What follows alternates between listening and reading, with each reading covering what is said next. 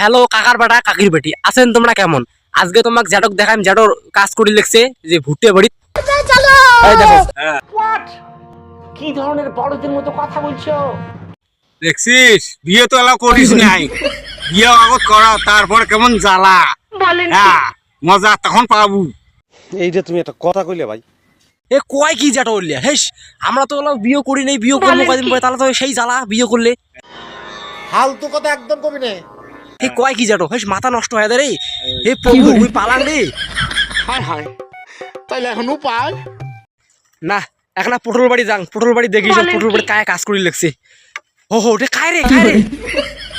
আরে বারা মোক না চিনিস একটা থাপ্পড় মারে তোর দাঁত করে ফালা দিব। হ্যাঁ এ তুই কায় রে ভাই কাজ করি লিখছে পটল বাড়ি? ওই তোরে বিয়েটা কর ভাই, তারপরে বুঝবো মাইয়া জ্বালা কেমন হয়। এত রোদ পটল বাড়ির সাথে রাখবে।